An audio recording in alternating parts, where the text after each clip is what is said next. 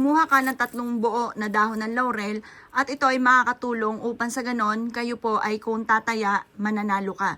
Kasi ang dahon ng laurel mga bossing ko for only wishes at saka yung mga binibigay ng dahon ng laurel, napaka-generous po niya na magbigay ng blessing. Yung inaasahan ninyo, higit pa ang mga dumarating. Ito pa mga bossing ko ay ilang beses ko nang ginagawa at napaka-epektibo po nito. Bagamat halimbawa hindi ka po nanalo na mismong jackpot, mananalo ka naman ng mga 5 numero na malaking tulong na rin. Or kaya po sa inyo po negosyo, matumal ang negosyo ninyo, gawin nyo din po ito.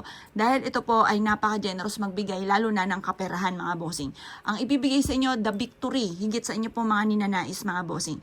Ganyan siya ka-generous mga bossing ko ang dahon ng laurel.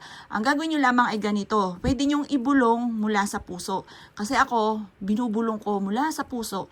Team, focus lang. Tayo po kailangan gumana ng ating law of attraction upang sa ganon, makamit ka agad kung ano man ang ating mga ninanais. Ngayon, pagkatapos nyo pong magbulong, halimbawa ganito, yung numero ng inyong tinatayaan, sasabihin nyo po, halimbawa lang po ito kung gusto nyo na tayaan, ay di tayaan nyo po siya. Kasi ito talaga yung mga favorite ko numero.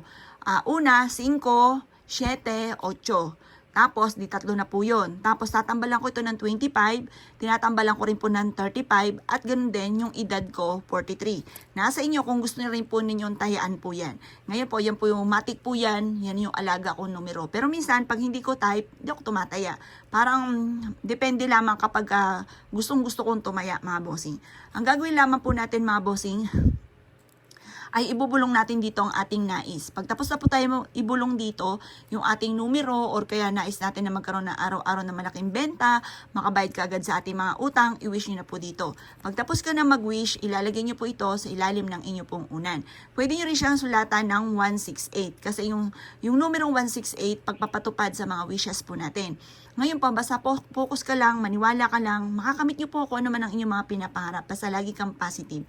Lagi mong aayudahan ng mga salita ng mga magaganda na halimbawa gumawa ka ng ganito, tapos pagising mo, pangit ka agad ang sasabihin ninyo na nega ka agad na walang pera, hindi makabayad, ganyan. Nako, huwag ka na munang gagawa nito, baka masisi nyo pa mga pampaswerte. Kasi dapat magkakapatid po yan. Gumawa ka ng ganito, kailangan aayudahan mo ito ng mga salitain ng mga magaganda.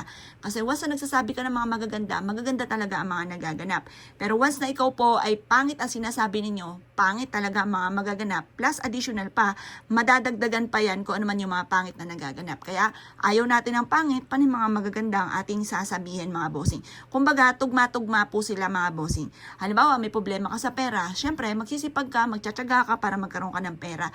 Pero, minsan, may mga pagkakataon na ikaw po ay masipag at matyaga, pero sa walat-ulang, inyo pong pagiging masipag at matyaga, tatambalan nyo naman po siya ng pampaswerte, ng pang-akit ng swerte or pantaboy ng kamalasan. Ganun lamang po yan. Kumbaga, magkakapatid po sila. Kailangan magkakasunod, magkakatugma.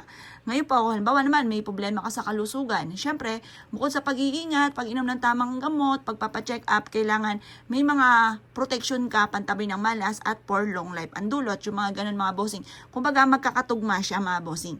Ngayon pa mga bossing ko, para wala ka ng pagsisisihan pa. Kasi minsan, may mga pagsisisi pa na sabihin, ay sana nagawa ko to.